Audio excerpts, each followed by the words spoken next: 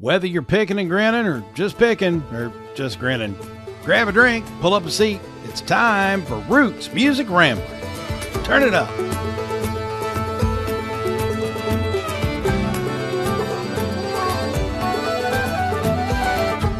So how was the Coulter Wall concert? I heard you had an interesting experience.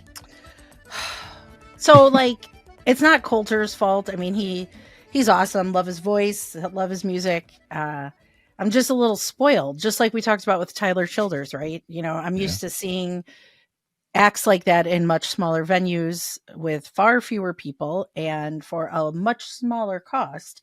So the Coulter Wall show was at the Salt Shed, which is this new venue in Chicago that I've talked about. It was my first time being in the Salt Shed, indoors. There's an outdoor portion and then an indoor portion. So it was my first show in the indoor portion of it. So I wasn't sure what to expect.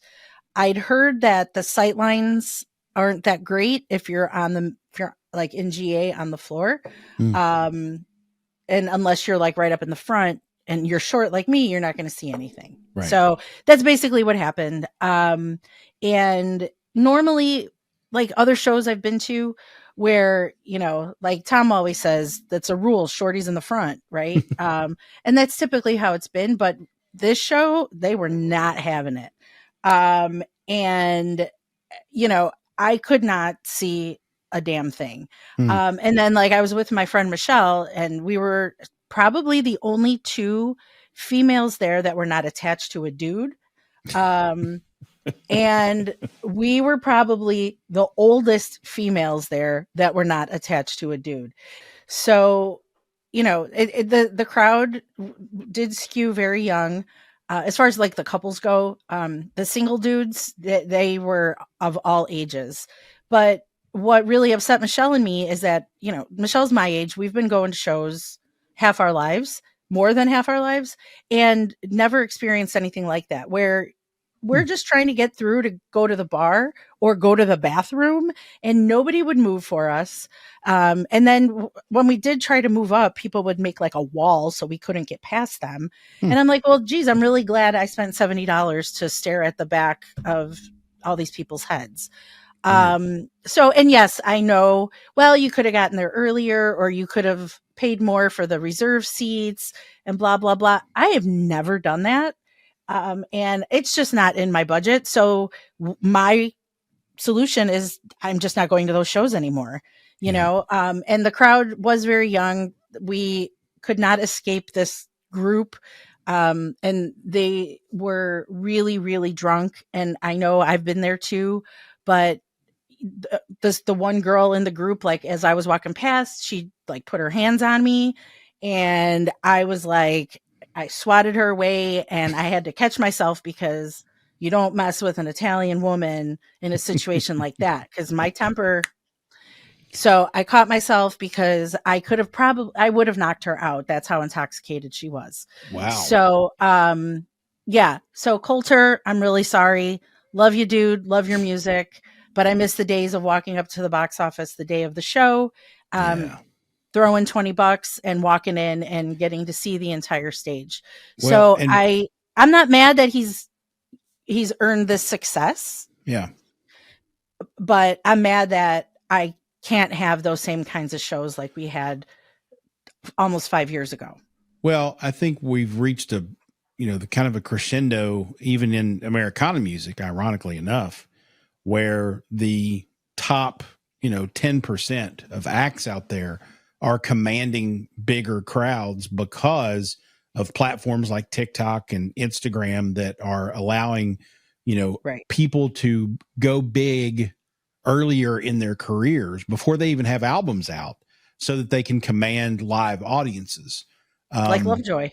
Exactly. So we're getting to a point where you almost have to go see undiscovered artists to be able to have that more intimate experience anymore.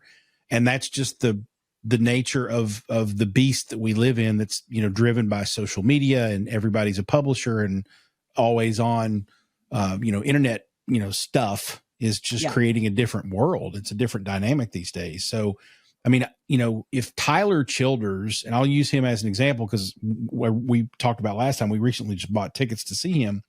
If I had tried to buy Tyler Childers tickets, well, I'll put it in a context that makes more sense for people. Buying Sturgill Simpson tickets 5 years ago when he was at that same, uptick as Tyler now, $35, $40 at the Brown Theater in Louisville. I sat in the balcony on the third or fourth row, but I got the tickets. There wasn't a line. I didn't have to do a Ticketmaster lottery. I paid $35, $40 for a couple or for one seat and bought a couple seats for me and a friend and got to see Sturgill in that environment. Same general timing in his career. I'm paying lots of money for the United Center, a big arena, for the same sort of timing in his career. Now, Tyler's blown up a little bit faster than Sturgill did. Yeah. But I would argue that, 5 years ago, I think is when I saw Sturgill here in Louisville. And I don't think a Sturgill concert today would be as bad as Tyler because he's blown up so fast. Yeah. But they're generally on that same parallel. And so we've just reached a point in time where you're going to have to find somebody really early on, which is one of the reasons why I wanted to do this show. Yeah, because exactly. we can help surface some of those people that, hey, you need to go see, S.G. Goodman now, because S.G. Goodman, and by the time I get to see her next month in Louisville, actually, by the time this episode comes out, it'll probably be the week I'm seeing her. By the time I see her then, she's probably going to be big enough that, it would have been much more difficult to get tickets to that show because of the, Tyler Childers song and performing on the Opry with him and all that good stuff. And she is opening for Tyler when we see Tyler at United Center. She is the opener. So that's really exciting. But that is a very good analysis of the whole situation. And again, I'm not trying to sound bratty or anything like that. It's just at the point of my life, where I am now, that's just not the type of show I want to go to. Sure. Yeah, I'm the same way. I don't like the big venues, big crowds, shoulder to shoulder general admission stuff either. I'm a little bit of a seat snob anyway, so I'm going to fork over the extra money to go. But what that means is I can't go to as many shows. And then there's that. Yeah. Right. And then sorry, go ahead. I was just saying, in fact, I'm really kind of nervous about this S.G. Goodman show that I'm going to in Louisville because it's general admission and she's blowing up. And I'll guarantee you I'm not going to be able to actually sit down, which means I'm not going to last that long because I'm, older, bad back, all that good shit. I can't just go stand in general admission for 3 hours. Well, that's when I wear sensible shoes, no, like trying to look cute and wearing boots and heels and stuff. I'm really wearing sensible shoes. Okay. I'm a woman of that age. Very okay. You talked about your age, not me. Welcome to Roots Music Rambler. She's Frank. He's Falls. And we're rambling on through the stories behind the music we love. Today on the show, we've got Pixie and the Party Boys. This is going to be a fun one because they're a fun group. Bluegrass music. They're from Utah. I got a lot of questions already about Utah and bluegrass, but real quickly, just to give a shout out and let you know how we came about them. One of our listeners, Nate Riggs, good buddy of mine up in Columbus, Ohio, was listening to the first couple of episodes of the show, and he reached out to me. He said, I am watching this group called Pixie and the Party Boys, great bluegrass group, really talented musicians, and they're playing in a cave. No clue what he meant by that. I'm going to have to ask Pixie and the folks what the hell that was all about. The caverns in East Tennessee? It might have been. I don't know. Nate gets around. He does a lot of outdoor stuff, so very well could have been. But he just texted me one night and said, you got to have these folks on the show. So I was like, I looked them up. I started listening. I was like, yeah, let's have them on the show. That'll be fun. So that's fantastic. And of course, we'll also share our weekly pick and the grin, and we share our picks for whose music is making us grin the most this week. Might be new artists, might be old, but they'll sure be good. So you've described your own child as a maniacal Swiftie. Yes. So have you taken her to see the movie yet? Yes, I'm glad you asked that, because I not only took her to see, now she saw the movie like 4 times in the theater the first weekend it came out. So I didn't need to take her. But in Oldham County, Kentucky, which is about 15 minutes up the road, it's the next county over from Jefferson County, which is Louisville. Okay. In LaGrange, Kentucky, there is a drive-in theater. There's a family there that owns a drive-in theater, and they got the Taylor Swift concert movie, the Eras Tour movie. And so Katie, I said, "Hey, Katie, the Sauerbeck family drive-in has got the Taylor Swift movie. You want to take a carload of your friends?" And she was like, "Oh my God, yes, that'd be great." So we bought tickets for the Saturday night. Okay. And then one of the friends had something going on, had a conflict, and couldn't make it. So Katie said, "Can we buy tickets for Friday night instead?" And I said, "Well, we've already got Saturday night tickets, so we'll just go twice." So I took my daughter and a friend on Friday night, and then the other friends couldn't make it on Saturday. So my daughter and I just went together on Saturday. So we saw it at a drive-in theater, and the drive-in, so the family that runs this drive-in theater, they decked out everything and really capitalized on this Taylor Swift thing. They had a white leather sofa outside the concession stand, and it had blank space written on it real big, and they had Sharpies so that everybody could sign the couch for the blank space song, obviously. They had, because it's the Eras Tour, and they had Every Era is one of her albums, right? That she re-recorded for her to screw her record company, the old record company, and say, "F you, it's my money." It's good for her, by the way. But they had these like banners set up as kind of like a tribute. So you could like pose in front of them for pictures. And they had little Easter egg Taylor Swift artwork that if you found it, you could turn it into the concession stand and get prize pack. They did a fantastic job of milking this thing for all it was worth. But yeah, we went, and to be honest with you, I'm not a Taylor. I mean, I listen to a lot of Taylor Swift music because Katie can't drive yet, so I have to drive her around. And when we're in the car, she rules the radio. Of course. But I've heard all the songs. I think Taylor Swift is a fantastic songwriter and a fantastic performer. I'd never really watched her though. And so seeing this concert, 3 hours worth of her on stage, and you can tell that it's her singing, like she's taking breaths in between lines and stuff. Like you can tell it's not a tape job or anything like that. I was blown away. It was really good. Really good. Oh, that's awesome. I saw, I don't know, my mom watches like Inside Edition, you know, it's kind of real news, but it's not really. So there was a story about moviegoers who were upset that so many, like especially the younger fans at the Taylor Swift movie, are getting up and like dancing, like as if they were at a concert. But they were doing that in the movie theater, and some people were upset by it. And I can see both sides, you know, like, hey, you're in a movie theater. It's not the concert.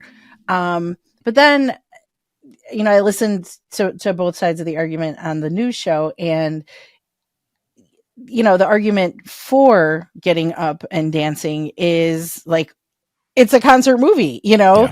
And maybe for a lot of fans, that's the closest that they can get to seeing her concert. And the gentleman that was being interviewed said, you know, look, if you don't want to deal with that, with, you know, teenage girls, let's say, who are getting up and dancing in the middle of the movie, then wait for it to get to the streaming services and watch it in the comfort of your own home. And when he said that, I'm like, you know what? I agree. You know, like, yes, I can dig that. It is a concert movie. So, and especially someone like Taylor Swift, who is so at the forefront and everybody knows who she is. And, you know, I think it's sort of, it's expected. Well, and I'll add this to it. Taylor Nation, all those little girls that are going to get up and dance at the movie theater, it's a force in and of itself, and you're not going to question it. Katie you're not gonna beat it. No, you're not. They're not going to sit down and watch in the movie theater. They're going to get up and they're going to form a semicircle right under the screen, and they're going to dance, and they're going to trade their bracelets, and they're going to scream shit out during the show as if they were at the concert. And you old fogies just need to fucking sit in the back and shut up. because you're not going to change that. And by the way, the movie is for that. And just what Frank just said, the tickets to see Taylor Swift, first of all, everything sold out within seconds. Right. Every ticket was $300, $400, $500. 99% of the little girls out there who love Taylor Swift are not ever going to be able to see her in concert. That's what the movie was for. So I would absolutely not only second the notion that you need to shut up and wait until it comes out and you can watch it at home, but you need to shut your pie hole. That's not for you. That experience is not for you. Yeah. So if you have a problem with it, screw off. At the drive-in theater, every row of cars, there were gaggles of girls out in between the cars dancing and screaming and all kinds of stuff. And that's, when you said, let them have it. When you said that you took Katie to see it at the drive-in, I was thinking, oh my goodness, how perfect, right? And they would have more space then to get out and dance and revel, you know? I will tell you this though, my first experience at a drive-in in a long time, the daytime running lights bullshit. Car manufacturers need to figure that shit out and make it easier to turn them all the way off. Oh, that became a problem. Yeah, I didn't even think about that. Wow. Yeah. Okay. Yeah. I had a car once. I think it was a Volkswagen. It was years ago, and it happened to me. I was going through there's a cavern here in Louisville underneath the zoo. And they do Christmas lights in the cavern. Oh, yeah. And you drive through, but you have to turn your lights off so that everybody can experience it the way it should be in this, cavern with lights. And I had a Volkswagen Jetta, and there was no way to turn the daytime running lights off. At least none that I could easily find. I had to look at the manual and everything, but I couldn't do anything about it. So I was very embarrassed and apologetic that night. But yeah, the daytime running lights thing is an issue, especially if you're going to go to a drive-in. But first world problems. There you go. Yeah, way more than first world problems. Oh, anyway. Okay. While we're quickly talking about movies, and we'll talk about this a little bit more because I haven't seen this movie yet, but I just want to make sure everybody out there knows that the Killers of the Flower Moon. Yeah, Killers of the Flower Moon, the new Scorsese film. So Sturgill Simpson is in it. Jason Isbell's in it, and I think has a pretty decent sized part. Yeah. And Pete Yorn is in it, and Jack White is in it as well. So it's like this, crazy, sort of Americana-esque lineup of people that we talk about on this show are in this film. So I can't wait to go see it. I can't wait to see it too. In fact, I talked before about my nerd Facebook music groups, and it's been a while now, but there was a lot of chatter about Jason Isbell being in the movie and Sturgill, and that prompted me to download the audiobook because I'd never read it. It's based on the book. Okay. Yeah. And I could not get into the audiobook though, and it's not any fault of the author or the narrator. I think it's one of those things you just have to read it. Yeah. So I know the premise of the story, but I don't know a lot of the details, and I'm fine with that. And I've never seen Jason Isbell in that kind of light before, or Sturgill. So, and then I didn't realize Pete Yorn and Jack White are in it. And going back to the 90s, early 2000s, I loved Pete Yorn. So it's like super exciting. And I really am looking forward to going to see it. But sadly, I'll probably have to go by myself. Yeah, it's a long movie. Yeah. 3.5 hours. Yeah. Tom is the poster child of adult ADD, and he cannot sit for that long. Well, I'm going to download. There's a great app out there, by the way, for those of you. Get ready to write this down. You may not need to because you can remember it. I am not able to sit through a 3.5 hour movie either, not because of adult ADD, but because I drink large sodas and I have to pee. And so fortunately, there is an app out there that I learned about from my friend Jay a long time ago called the Run Pee app. And in the Run Pee app, you put in the time the movie starts, and it will tell you when there's a 2 or 3 minute spell where the movie just kind of drags and you don't need to pay attention to it, so you can run pee. So I'm going to download the Run Pee app and be able to get through that one. There really is an app for everything, isn't there? There is. Wow. That one's been around a while. That one's probably about 10 years old. So you put in the name of the movie, or the database is in there for all the current movies that are in theaters, apparently. And you say, I'm watching this movie, and I think you probably tell it when the start time is, or you hit a button when it starts or whatever. And then it'll tell you at the 1 hour and 16 minutes, you've got 3 minutes where nothing really happens.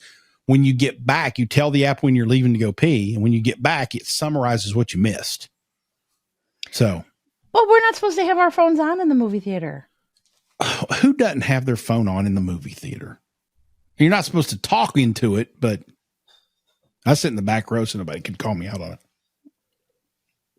But that's just me. Now, I think another person I've mentioned on the show for, I do want to make sure that we reinforce Tom Segura's notion. If you bring a baby into a movie theater, you're a piece of shit. So there you go. Yeah, and I mean, I can honestly say I've never had that experience. So I don't understand why anyone would want to bring a baby in a movie theater. Like, you go to a movie to kind of escape, right? Yeah. Well, I wouldn't want to bring a baby. Well, I would recommend, I can't remember which special it is. Tom Segura has a great bit about bringing a baby into the movie theater. It's on Netflix. You can go find that. Also, just real quickly, the soundtrack to Killers of the Flower Moon is probably the last project that Robbie Robertson worked on. He did the score to the film, of course, the founder of the band, which was Martin Scorsese's first big, I think, Oscar-winning film was The Last Waltz, which was a concert film for their last performance. Okay. So they've been friends for a long time. He passed away recently, so that was probably his last project. And there is one song on the soundtrack. It's called Still Standing, and it's Robbie Robertson's, the only song that has vocals from him on the thing. I've listened to it. It's pretty good. He's got I mean, he never had a great singing voice. He's got kind of a gravelly, rough of voice, but it's a really good song, and he was incredibly talented. So rest in peace, but worth checking the soundtrack out for sure. Yeah. So. Agreed. All right. We've reached the point in the show where I'm out of bourbon. So we're going to take a quick break for a refill. Take a moment, if you will, to listen to more from the awesome sponsors that help make the show happen. We talk about this every week. We are one of our companies that sponsors the show through our affiliate relationship with them is Musk Ox. This is a Musk Ox flannel right here. They are super soft premium flannels. I have two. I'm going to order more because they not only fit me, but they are buttery soft and built like a tank, just like me. And they are fantastic. If you go to gomuskox.com/Rambler and then use the code Rambler, you get a discount on your purchase, and then $10 of every $100 spent at gomuskox.com goes to support animal conservation, wildlife conservation. They donate to the Alaska Wildlife Conservation Center to save the musk oxes, which is what those things are. If you're on the YouTube show and you can see this, there you are. If you're listening on the audio podcast, just imagine a cross between a goat and a buffalo, and you got yourself a musk ox, and they support wildlife conservation. So go muskox.com/Rambler. And then use the code Rambler, get a discount, get your great flannels. They are fan-fucking-tastic. So go get one. This is Roots Music Rambler.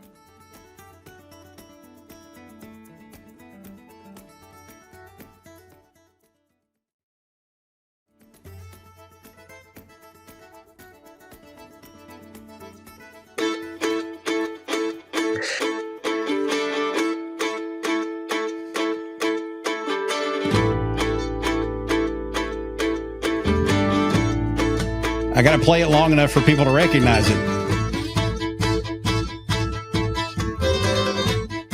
I like your choice. That's a good choice.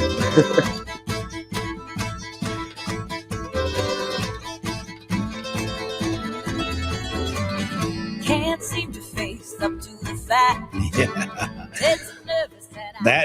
That is Psycho Killer. Yes. Cover. Amazing cover, by the way. Thank you. Psycho killer.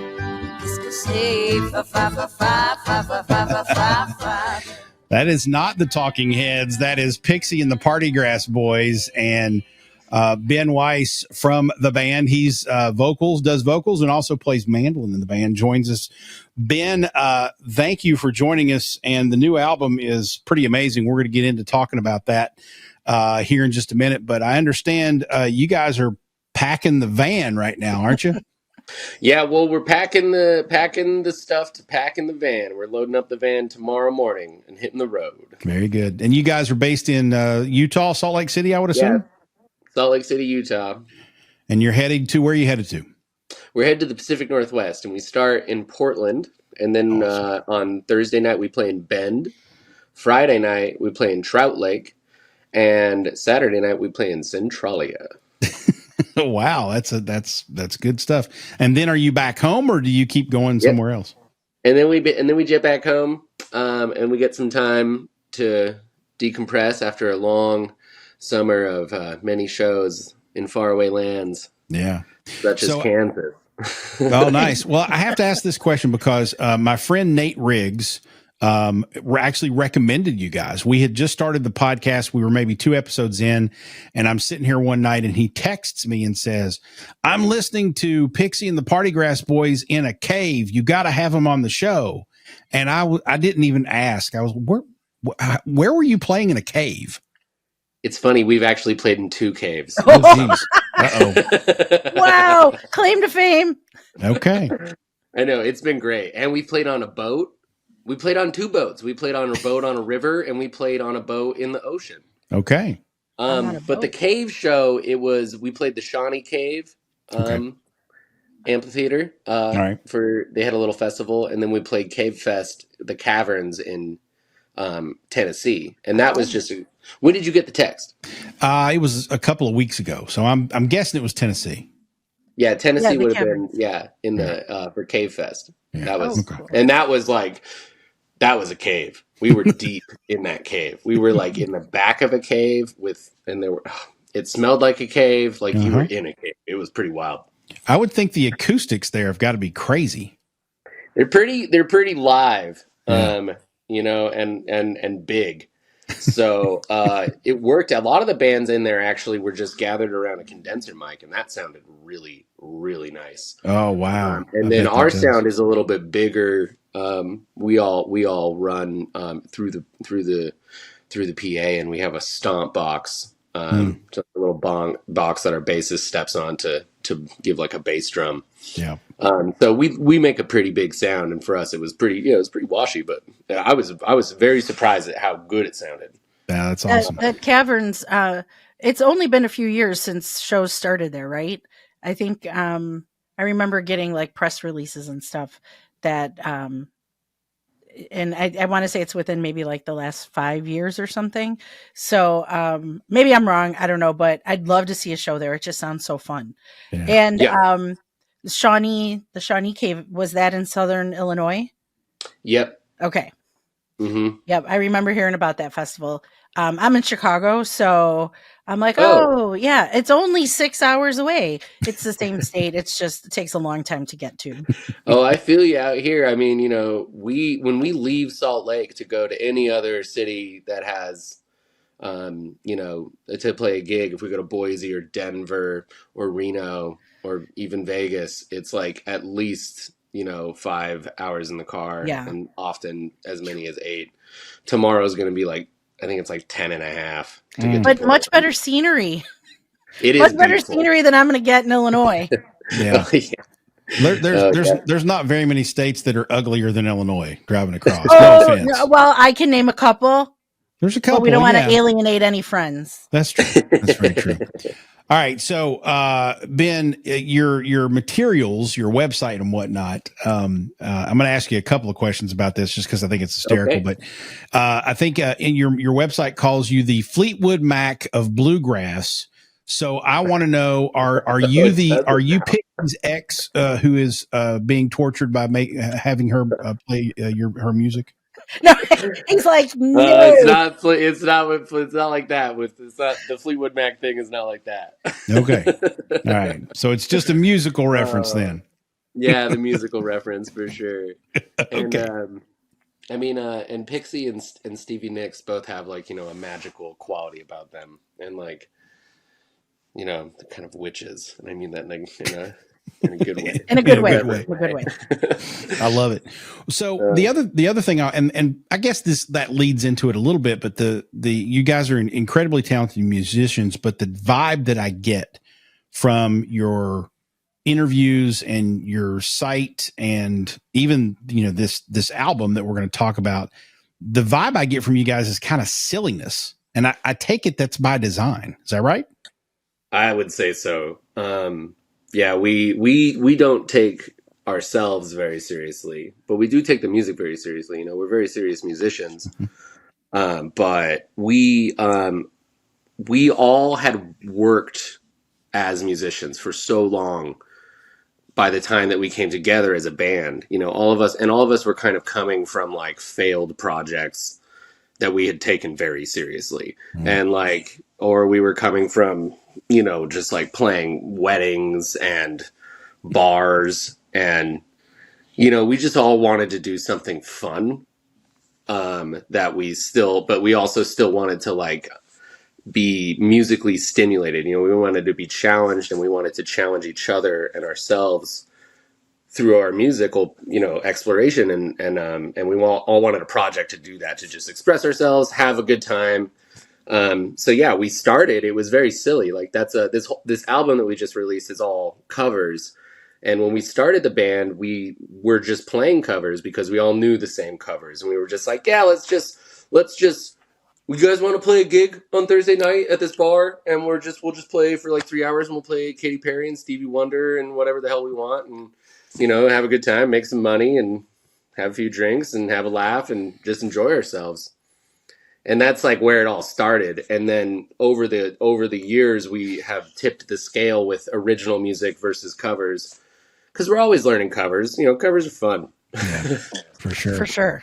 But we all write songs, and so over the years we've added a lot more original music to the repertoire, and our upcoming album is all original songs. And we're kind of taking it seriously. Well, no party vibe there. No, there are some party vibes. There's some party songs on there for sure. Well, there's nothing wrong with that. You gotta, especially with your original stuff, I think you gotta have a little bit of an edge of seriousness to it, so people will take you seriously. So for sure, yeah, that's good. All right, let's real quickly. Let's go through. You got Katie Racine, I think is Katia. Oh, I thought. Yeah. I'm sorry. I had Katie down. I guess I was wrong. So Katia Racine, that she's Pixie, right? She's the vocalist. She's Pixie. Yeah, vocals and ukulele and percussion. Very good. Amanda Grapes plays fiddle. Grapes. Yep, she sure does. And then you play the mandolin and provide vocals as well. And Andrew Nielsen, am I saying that one right? Nelson. All right, guitars and vocals, and then Zach Downs bass. Is that correct? Zach Downs on the bass, and he puts the 4 on the floor these days when we're playing live. So no banjo. No banjo, but I am an aspiring banjo player. I've been taking very seriously. You got to take something serious. So I've been practicing a lot of banjo, and I think in the future I would love to play banjo on Me some too. songs. I have no desire to play the banjo, but if you put it on its side and give me a couple drumsticks, I can beat on that thing. All right. That'd be fun. I can do that. So take us. So you mentioned that you guys had kind of, branched off from previous projects. I'm really curious, like, how did you guys all know each other? How did you come together? Tell us kind of that story in a little bit more detail of how, this whole group came to be. Well, we all kind of met in Salt Lake City by a combination of music and skiing. All of us, the one thing we all had in common is we all liked to ski, and we all skied at Brighton in Salt Lake City, in Big Cottonwood Canyon.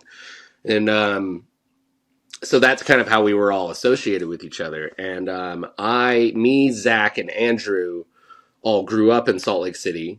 and we've known each other forever, since like high school, and we've all just known each other. We've all worked together in various projects on the Salt Lake music scene, and I met Katya through one of my ski buddies. He was roommates with her and was just like, dude, you gotta hear my roommate sing.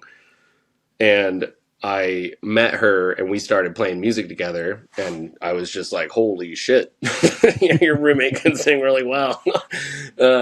So we started playing music together, and both of us were like, because I was like learning how to sing, and she was just she was getting serious about guitar and had always been serious about guitar, but it was like, we were like, I was better at guitar and she was better at singing. We both just kind of like came together to like complete the equation and write some songs. And then she let it slip that she used to like sing covers in a wedding band or something of the sort. Nice. I can't even remember why she knew all these covers. And I was like, oh shit, do you know Dark Horse by Katy Perry? And she was like, yeah. And we just played it. And I was like, sick.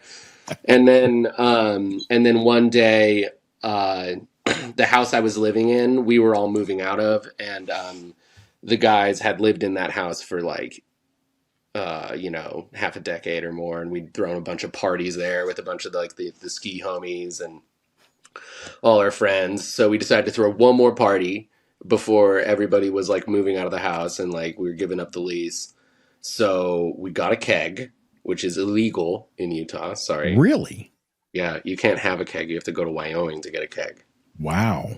And fireworks and High Point beer. Jeez. So we got a keg and we had a kegger, and I was like, you guys, like, we have a band, like, I know, like, we all know the same songs, so let's just play at this party and have a good time. And we just did that, and it was so much fun. And then we started booking gigs. And once things caught traction, we started, actually taking it a little seriously. Oh, there's the dangerous thing to do, but sometimes it's a good idea. And we were kind of like experimenting with sound. We had a really, really embarrassing and not to be mentioned after this foot percussion stage where we had like a bass drum and a hi-hat that were being played by various band members, and it was a really big sloppy mess. And anyways, and we were just like, man, we need a fiddle. Like, we need a fiddle. And Katya one day was like, we need a fiddle. And she was like, I want someone who sings soprano, who I can harmonize with.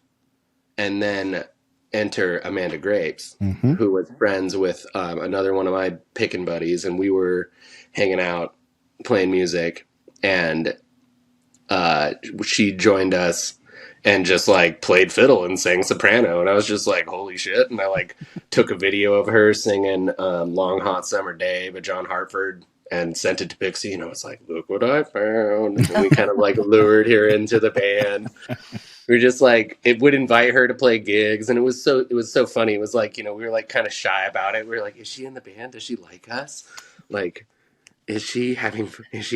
I don't want to seem too forward.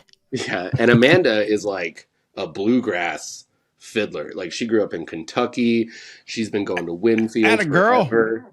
Oh yeah, dude. She everything I know about bluegrass, I've learned from Amanda Grapes. Like, since then, that's like where I was like, holy shit. Cause we were all jazz musicians primarily. And we were doing interesting. What we were doing was more along the lines of like, we were kind of like shooting for gypsy jazz, but not quite doing exactly that, being a little bit more funky with it. Anyway, like I said, we were just having fun. We were just doing whatever we wanted. And then when Amanda entered the band, we were like, oh, okay, now we can actually start shooting at bluegrass. And we started doing more of a bluegrass thing. And that was around the time I fell in love with bluegrass. I was like, oh my goodness, this is the most fun to play. Oh, goodness. Because Partygrass was the first band I ever played in that didn't have drums. Oh, wow. Okay. Yeah. All right. And I think that's probably true for Andrew and Zach too. Interesting. All right. I want to dive deeper into this whole transition to bluegrass, but we need to step out before we do that. We are, we're talking with Ben from Pixie and the Partygrass Boys. And this is just a fascinating conversation. And I think Amanda is featured on this one. I'm going to go to break with a little spin on a country song that is decidedly different. And I'll let you listen to enough of it to know. Amanda, rosin up your bow, play your fiddle hard. 'Cause hell's broke loose in Utah, and the devil deals the cards. If you win, you get this shiny fiddle made of gold. If you lose, the devil gets your soul.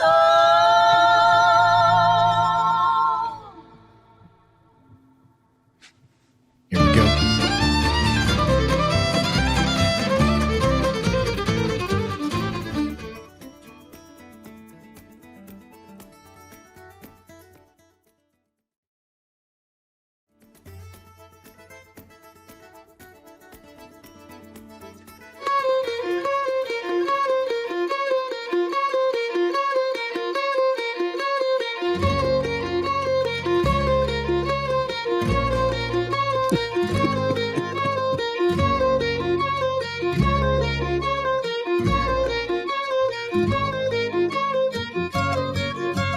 Yeah.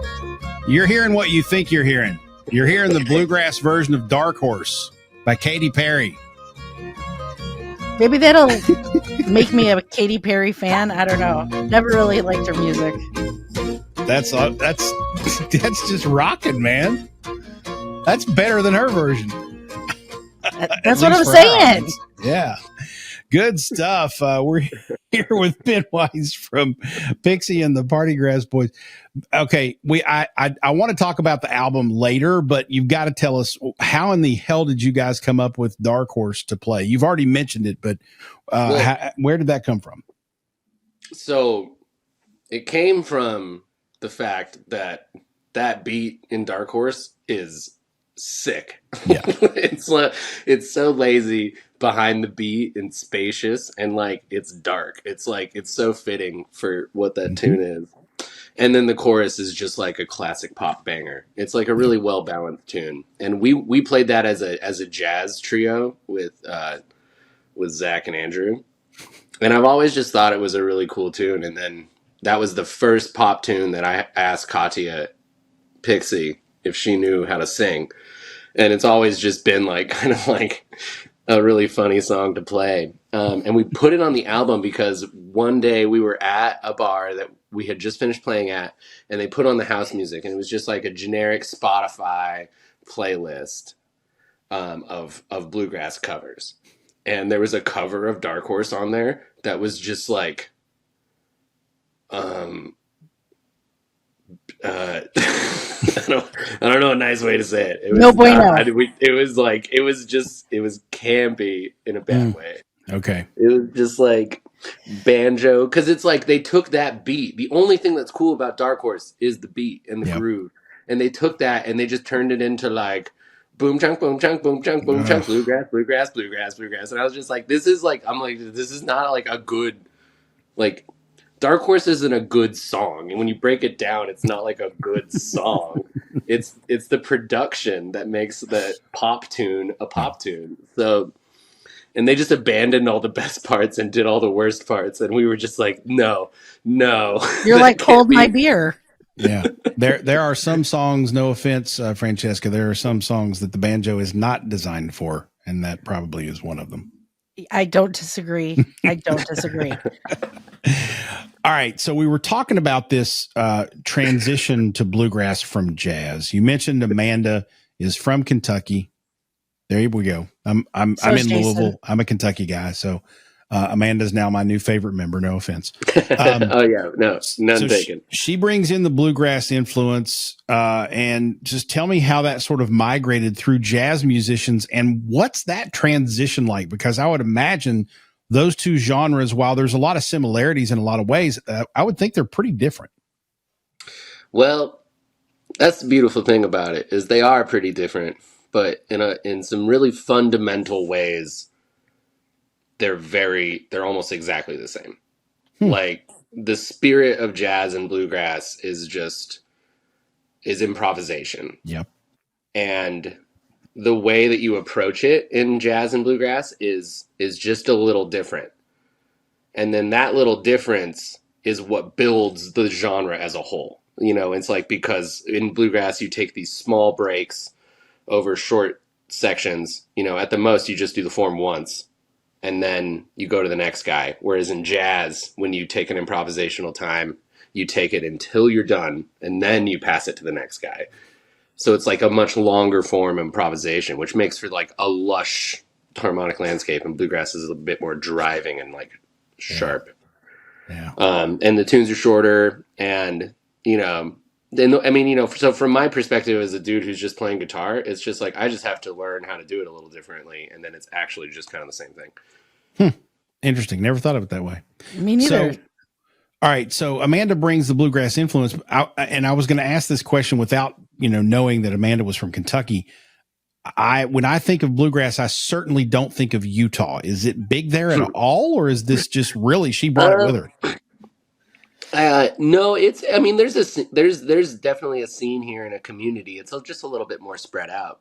There's a lot of and the Utah bluegrass scene is also pretty contained. We have a couple outliers, notably Jake Workman is like, he grew up here in Sandy, Utah. And so, it's like we always have people who grow up who are pickers, and then most of them just leave and go somewhere else. So there's not like a scene here in Utah per se. But that's one thing Amanda brought, is like not only the bluegrass sound, but also like the community nature of bluegrass. Yeah. Which is one thing that I really, really was drawn to, is the fact, it's just like how much actual picking you do in bluegrass communities. Because when Amanda joined the band, we kind of got our sound dialed together into what it is today.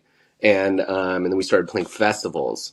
And then bluegrass festivals are like the best thing because everybody there is a musician, and it's just like you just carry your instrument around, and no matter, you run into somebody who's like, what kind of guitar you got? And they're like, oh, you want to see it? And then before you know it, it's 40 minutes later and you've just been playing your favorite songs with your new best friend. And that's like, that's the stuff right there. That's the special sauce of bluegrass. I love the way you describe that. It's so true. Yeah, it is. Yeah, there's something in it, and I've told this story. The audience is probably getting bored of me telling this, but my earliest memories of music that sort of formulated what I enjoy listening to today were Friday nights when I was a kid. My parents would take me to a friend's house, and they would have basically a picking and grinning session.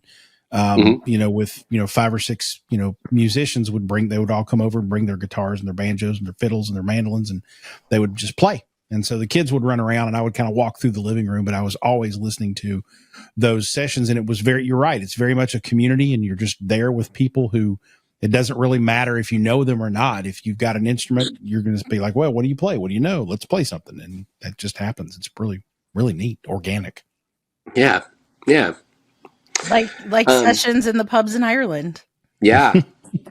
I actually just went to Ireland this summer because I have been I went on an Irish music tangent, and we had some time off, and I went to Europe and I spent a week in Ireland just going to pubs and just walk in with a mandolin, and they're just like, they kind of it's like, I think generally you get side-eyed a little bit if you just show up and you're just some guy and you pick out your instrument, but then depends on where you go. As soon as you pick a tune and you don't get in the way, they're just like, all right, whatever. Oh, that's so great. If you ever feel the need, if you go on another Irish music tangent and you're free in January, there's a great music festival in Dublin every year called Tradfest. So I've been a couple of times. I would highly recommend it. Yeah, that sounds cool. January is probably not a bad time of year to get out of Utah too, I would think. Well, it actually, that kind of thinking is actually stood on its head a little bit in Utah, because everybody here, well, not everybody, but everybody in the band skis. So winter is actually like super happy fun times. Yeah. Okay. All right. Very good. Very good. Yeah. So did I read this correctly? And again, this goes back to, what some of you were doing before the band came together, but I think I read somewhere that you did the music for an adaptation of the Nutcracker. Is that right? We sure did. Oh, and I'm glad you mentioned it, because there is a holiday album being released by Americana Vibes, our record label, with also the Sweet Lilies and the infamous String Dusters and Travis Book and Andy Hall, a bunch of really great artists. And they're releasing a holiday album, and we think we have 2 or maybe 3 or 4 tunes from the Nutcracker on there, because some of them are kind of short. Nice. Yeah, so that all started because a friend of mine is a ballerina, and she started kind of like a community ballet company, the Municipal Ballet Company. And they were kind of punk rock. Like their whole thing was like municipal ballet, like as a service for the community. And they would perform ballet in places where you wouldn't expect to see it. And also they would everything was very accessible and cheap, if not free. And they would do stuff to live bands. So they would just connect with local bands and choreograph some ballet to their songs, and then perform that like on the street or in an alley or at a park, wherever they could find a venue. And Sarah had found this mansion, this old historic mansion, the McCune Mansion, and it had a stained glass piece of art that was like this girl dressed in green, and it made her think of like the Sugar Plum Fairy, but the Absinthe Fairy. So it started the gears turning in her head, and she was just like, oh, and they basically like boozed up the Nutcracker and and gave it a 20s vibe, flapper dresses, and like, that's my kind of Nutcracker. Yeah, it was super cool. So she wanted to put it together, and we ended up doing this, and it was, to this day, one of the coolest things I've ever done. So we did the Nutcracker, and it was set in the mansion, and it was set in the 20s, and it was very small and intimate, and it was, all the scenes took place in different rooms throughout the mansion. Cool. And the audience would come, and then in the later years, we casted a butler who would like welcome everybody and guide them from room to room, and we would like minstrel them through it. And we took the Nutcracker and squished it. We cut out a lot of material to make it more manageable, because we threw this together in I think we threw it together in like 4 months. Wow. Yeah, that is so creative, and what an artistic, like a cultural or artistic evening or night out, day out for the community, right? Hell yeah. What a unique experience for the people in the area to get to have. That's awesome. I would have been down for sure. Absolutely. So yeah, we're hoping to release that in its entirety pretty soon. You can actually go see it on YouTube, because during COVID, we recorded it and they filmed it and then put it online. So it's called The River of Rosewater. Okay. And the Municipal Ballet Company. Well, we will make sure we link I'm pretty that. sure you can just go watch it. That'll have to be in the show notes. Yep, we'll put that in the show notes for sure. All right. Yeah. I want to get into this album. We've been playing some songs from the album. I want to get into that, but we need to take another break. It's Pixie and the Partygrass Boys. The new album is called The Chicken Coop Volume 1. And we'll make sure there's plenty of links to all this so that you can stream it on the Spotify's or see stuff on YouTube and all that good stuff. Ben Weiss is here with us from Pixie and the Party Boys. And when we come, Partygrass Boys, rather. When we come back, we're going to talk about the album. This one is all covers, but he mentioned earlier they've got a new album coming out that's not. So we'll ask about both of those. But this song is one of those songs from my high school days that I just adore, and I don't know why it's on this album, but here we go.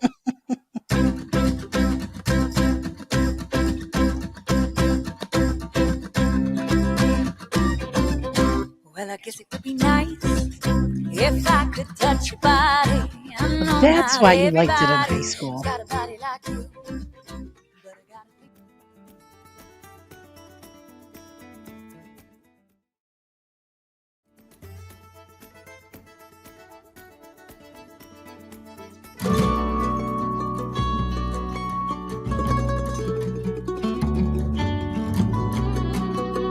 This one builds. Hang in there.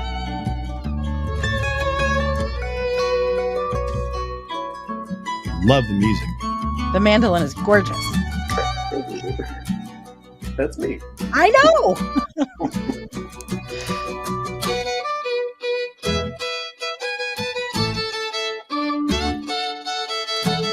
Now you get it. Oh, that beat is so perfect for the fiddle. obviously a very different version of Take On Me by Aha. This one's by Pixie and the Partygrass Boys, and Ben Weiss from the group, who was playing the mandolin there, I believe, joins us. So, Ben, this new album, the Chicken Coop Volume 1, it came out this year, 2023, so it's relatively new.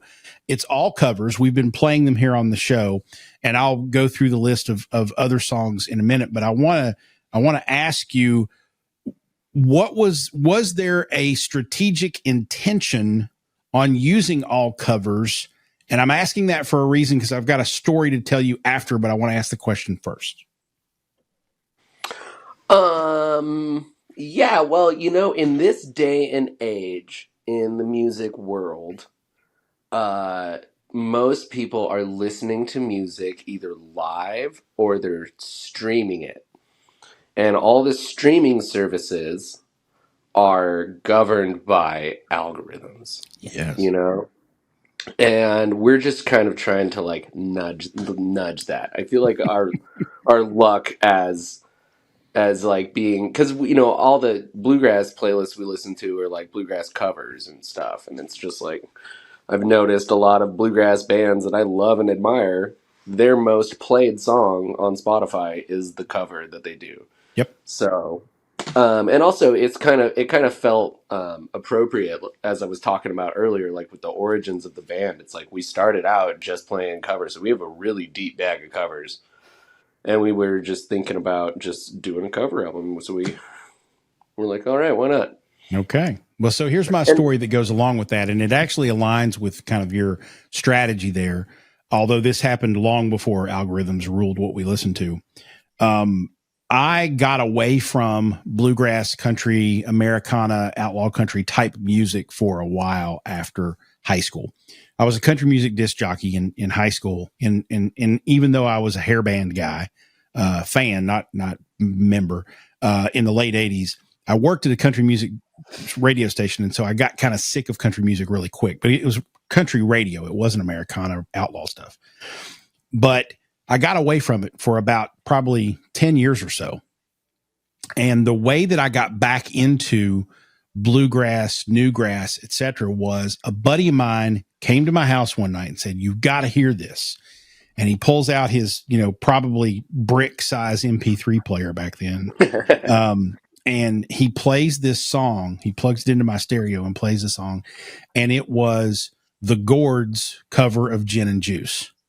And I pissed myself laughing. I thought it was hysterical. But I also thought the musicianship was incredible. And I played that song for everyone who would let me for the next 5 years. And that got me back into, I started listening to the Gourds, and then I was like, oh wait, there's this Hayseed Dixie that covers all of AC/DC songs. And so I got back into this music as an adult because of covers, which is exactly what you're saying. The algorithms now are bringing those familiar songs to the surface for people who are listening to bluegrass music. And I think it's also bringing them to the surface for people who are not necessarily looking for bluegrass music, but they find a version of a song they like, and that introduces them to the genre. So it's expanding the footprint of the entire genre, I believe. Exactly. And I mean, this is something that I've experienced as a musician, I think the whole time that I've been, in like in the entertainment industry. Like when you're playing music in a bar or a venue and nobody there knows who you are, if you play a song that they will recognize, then their ears perk up and they're like, oh, I know this. And then they listen, and then they decide whether or not they like you. Whereas before they didn't even have an opinion. Yep. And it gives an inroad to people to just like pay attention to something they might not normally. Because not everybody are music buffs, not everybody's like going to see the band. Some people are just going out, or some people were just dragged there by their friends or whatever. So, and for a lot of people, it's like you said, it's like you ended up getting back into like this huge, deep world of music that just had existed in a blind spot that you didn't notice until you heard Gin and Juice. And that is such a banger. There's something magical about that. Oh, well, man, that is a jam. I'll tell you what's even more magical. And Gin and Juice is the only song that I will do karaoke. And I always ask the DJ to let me do the first verse bluegrass style a cappella, and then I'll cue them to go into the Snoop Dogg version. And you talk about blowing the roof. I'm not a musician. I'm not even a singer, but I've blown the roof off a couple joints doing that. We need video. On Music Row in Nashville once. I did it in Nashville on like a Tuesday night. There wasn't anything else going on.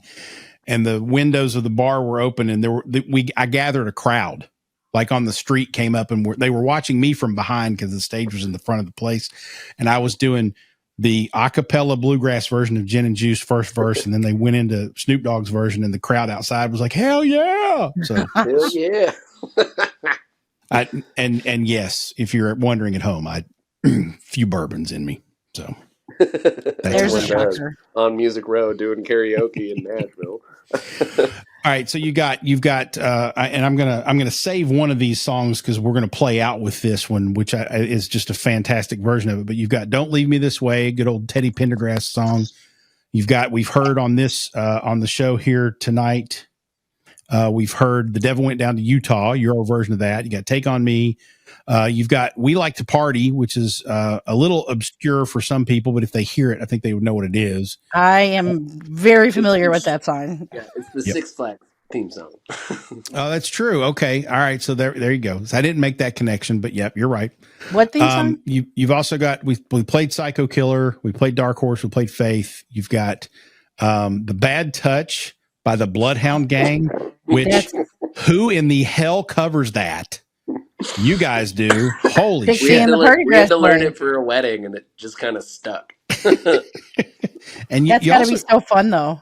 You've also got a Tevin Campbell song from the Goofy movie, Eye to Eye.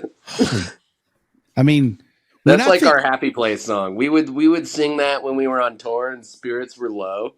We would use that song as like a hype tool. Just like we'd like one of us would just get the sleepy, cranky eyes, and the other one person would just be like, "Well, I've got myself a notion, one I know that you understand," and everybody would just like, you can't not join in if you saw that and that movie at the same age that we all did. It lends itself to bluegrass too. It's got that nice little, sort of rhythm that you can mimic on guitar. It's got the gallop, which is pretty easy to do on the mandolin. Yeah, and I want to say about the album too, we have some really fantastic guests on the album.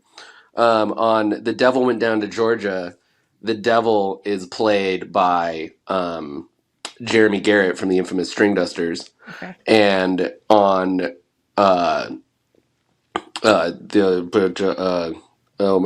Shelter, Andy Hall takes a dobro solo that is like so cool. I've listened to it a lot.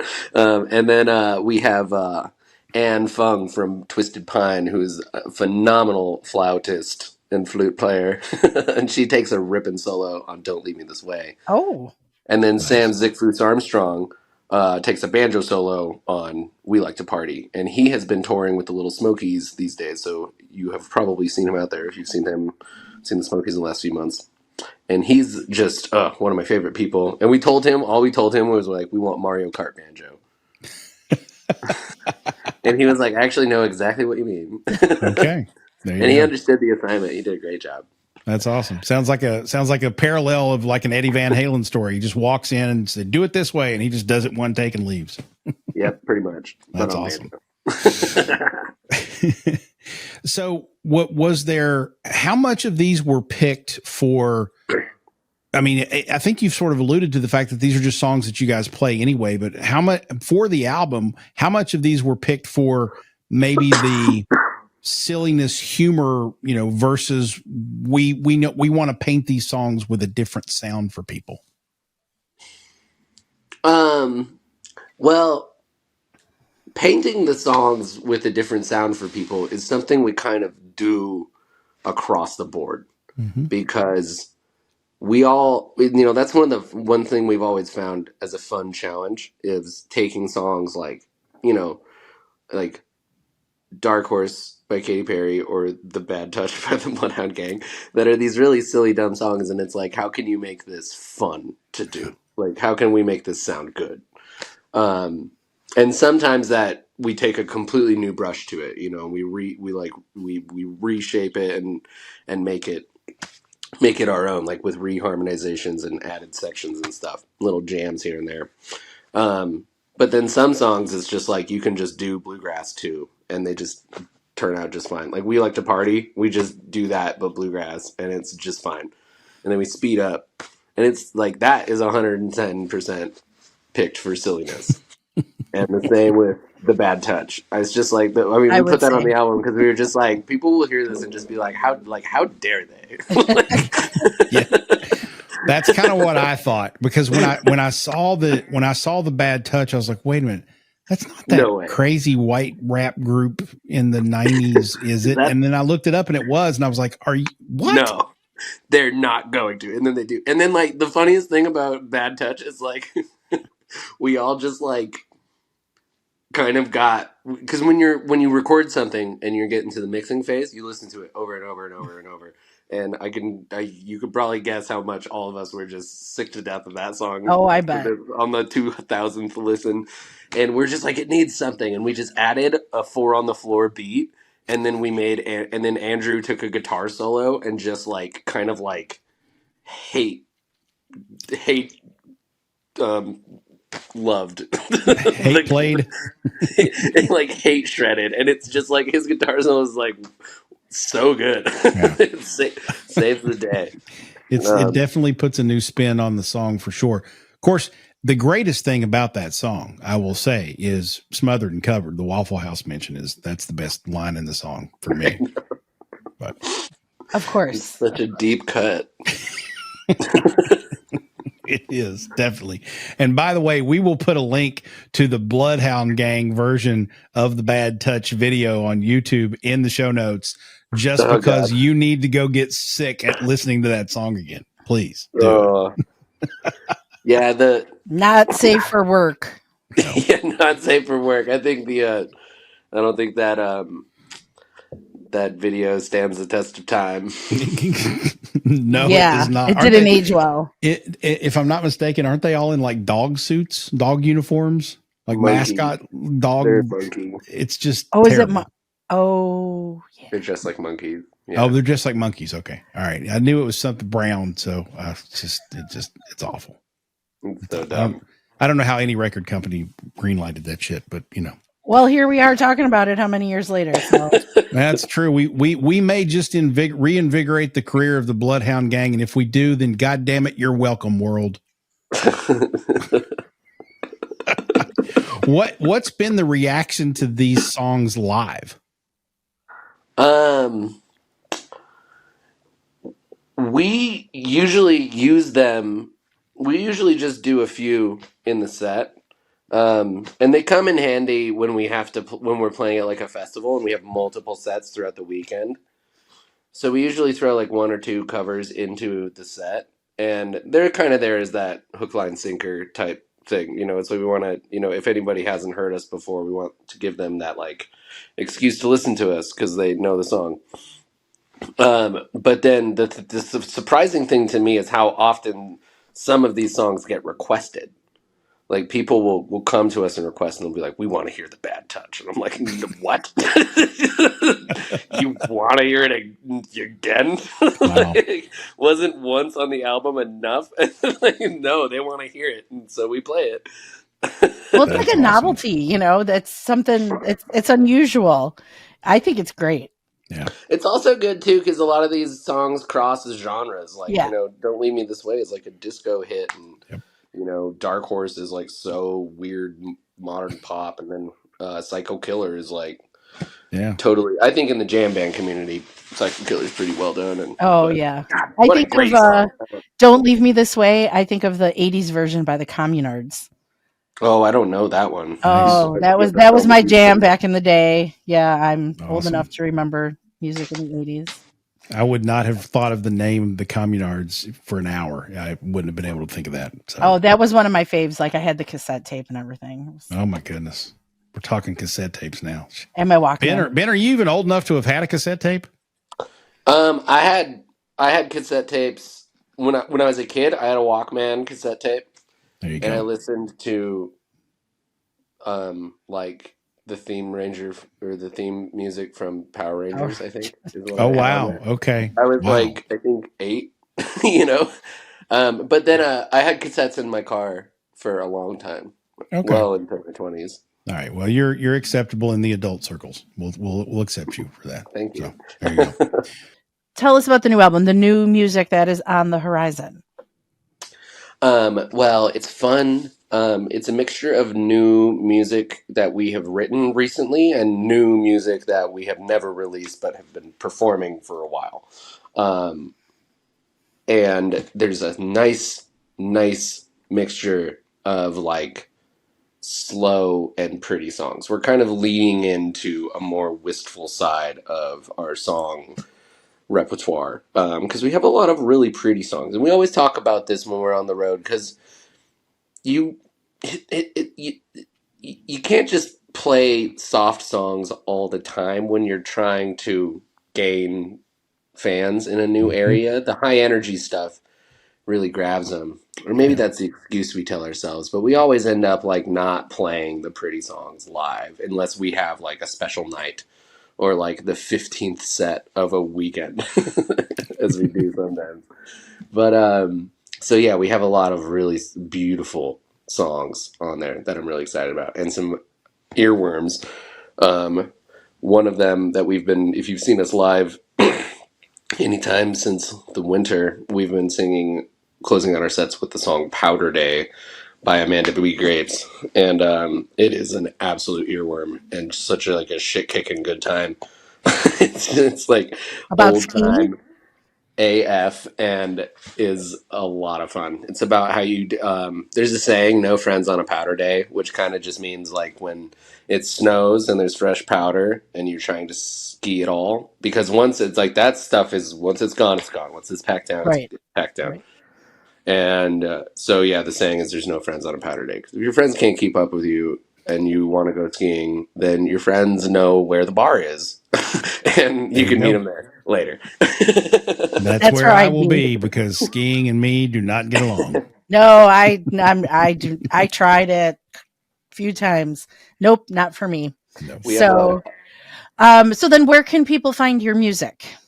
We're on all the streaming services, and we have CDs available for purchase at our show that are a very direct way to support your local musicians and your touring musicians.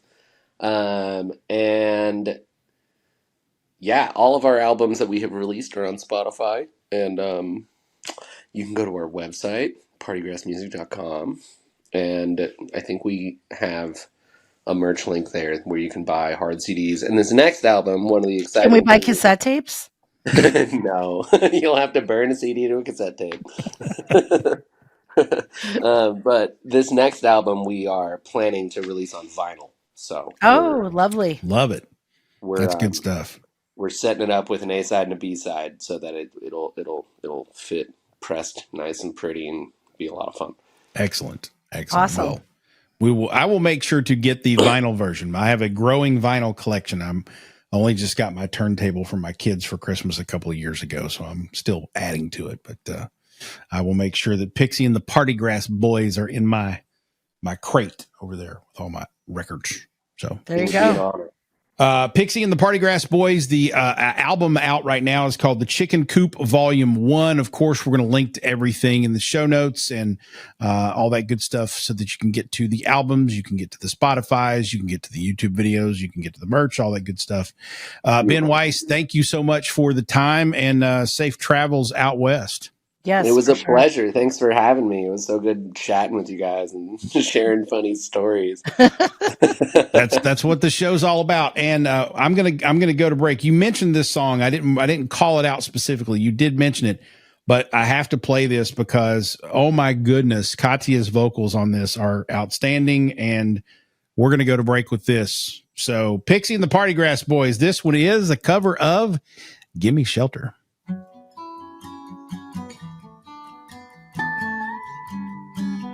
Here's Andy Hall.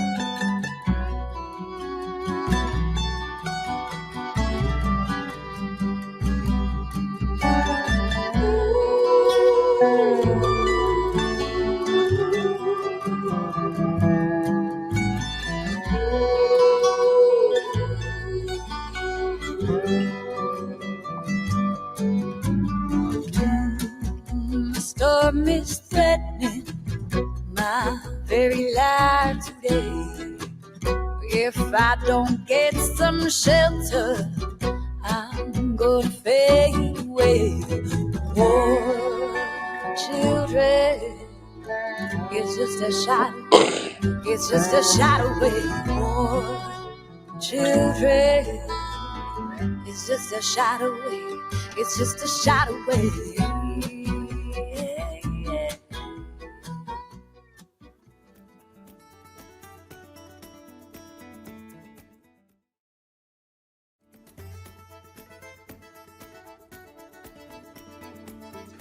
Welcome back to Roots Music Rambler. It's time for the Pickin' the Grinnin' segment of the show. That's where Frank and I tell you what we're picking this week that we've been listening to that's been making us grin.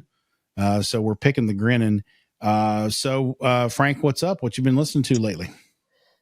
So, okay, we talked earlier in the show about going to small shows at small venues to kind of see the up and coming artists, and along those same lines, I've kind of made it, but I've always done this, but I pay more attention to it now, making it to any show that I go to on time to catch the opener. And that's how I found Nathan Graham, right? He opened for Drive By Truckers. So last week, by the time this airs, it will have been several weeks later, but I went to the Nathan Graham record release show at Fitzgerald's nightclub in Berwyn, Illinois, which is legendary. And he had an opener that night, and her name is Sarah Jean Stevens. Ooh, and I didn't know what to expect. And I kind of like it that way, no preconceived notions or anything. And she came out on stage, and first of all, she's like cute as a button. She's like this big, and she has the best hair. I could not stop staring at her hair. And but she sounds amazing. She has played with a band, a full band, and she plays guitar.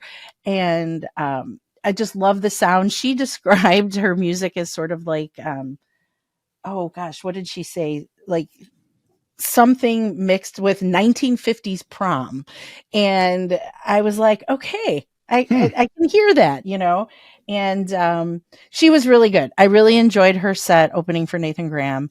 And I've been listening to her stuff this week. She's got a few songs out on like Spotify. I can't recall if there's a full album yet. Okay. However, she's an Illinois gal. So, always like to support the local artists. And Sure. her voice is just very sweet. Okay. And so that's my pick for the week. That's a great one. And Sarah Jean Stevens. So we'll make sure to link to that, her stuff on Spotify where you can find her. I'm going to go with a new album. And I've been really curious about this album because I've heard several of her songs over the years. I've heard her, do duets with a couple of pretty famous people. I love her voice, but I haven't really gotten into her music. And so Margot Price has a new album out, and I another Illinois gal. I kind of went into it the same way you go into it with the opening acts. I didn't really know what to expect. Yeah. But what I heard was definitely not what I expected. Okay. And I'm not sure yet if it's in a good way or kind of a meh way. Because okay. I've only listened to the album. It's actually a double album. It's two discs if you buy CDs, or I guess it'll probably be out on vinyl, so it'll be two albums. It's a double album. I definitely disc 2 is better in my opinion than the others. Okay. But it had much more of a Americana rock feel than country, and I think I expected more country. Again, I don't know that that's a bad thing because the songs were pretty good. Mm-hmm. And there was there's a couple of cuts on there that Mike Campbell plays guitar. So the guitarist for the Heartbreakers, Tom Petty and the Heartbreakers, legendary guitarist. Yep. So he's on there, plays slide on one song, and it sounds almost like a Tom Petty song. So there's some good influences on there. But there's a song on disc 2 called Strays, and I would love for everybody to listen to it. I'll link to a cut of it in the show notes. It starts out, and I thought, is she covering the Ramones? Like, it sounded like a punk song. Okay. But then had a lot more, sort of vibrancy and depth and whatnot as the song got it. So there's some really good stuff there.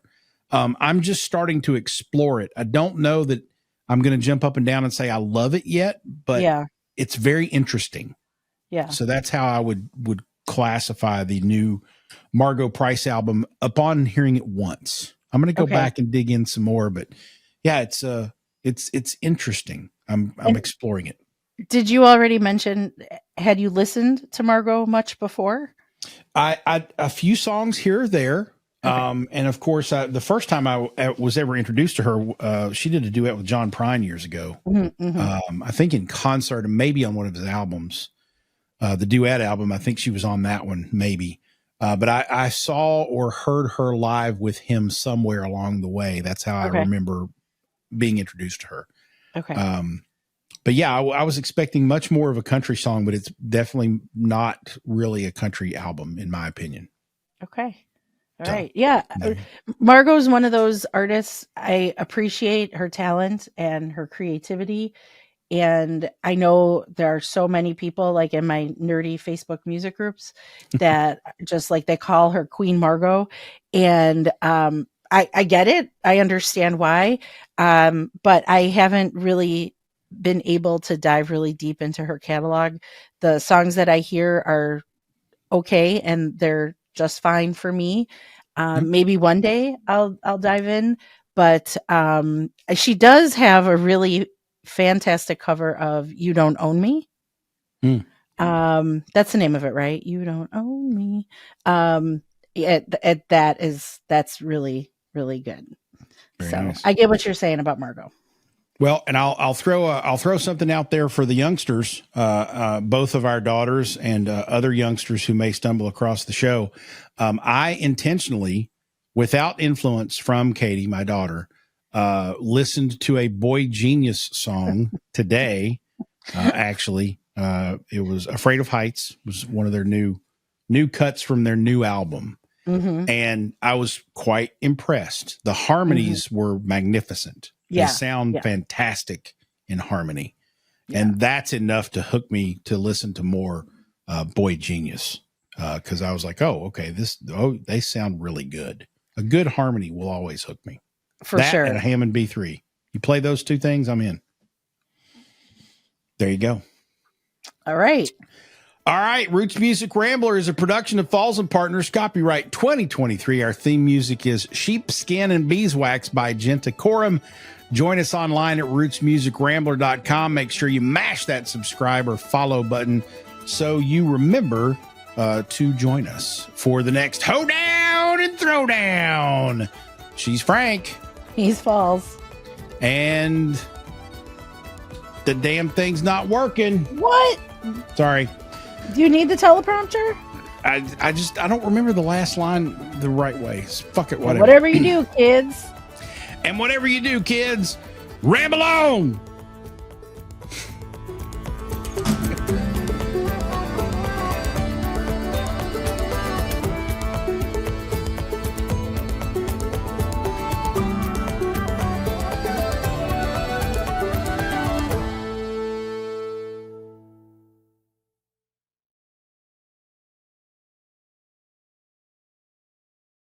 I saw the George Michael Faith tour. I was there. No shit. No shit.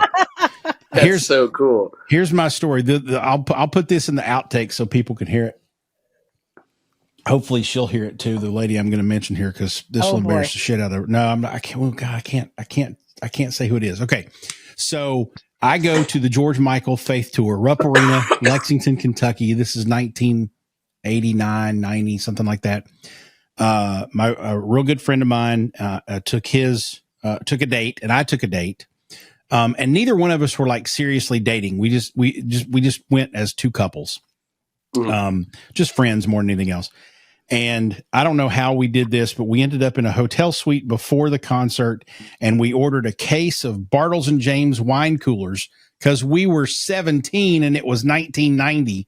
And so we have wine coolers and we get a little buzz on, and then we go to the concert, and we're on the floor about 20 rows back from the stage. So we're kind of right in the middle of the basketball floor in this arena. And we look up, and in like the third row is is one of our teachers from high school. And she's there, and she's all gussied up, and she is in a group of people. I cannot say that I witnessed her do this, but she is in a group of people who decided that it was going to be fine during the show to throw their bras on stage. So we were horrified. That was George Michael in 1990. It was, yeah. Teachers gone wild. There you go. And Ben is tickled. She is gonna reach out to me. The teacher is gonna reach out to me and thank me for not mentioning who she was or what subject she taught or anything like that, because if that's that a good idea, Jason. Good call. Yeah. So you're welcome, Mrs. What's your name? That's a great story. It was so funny.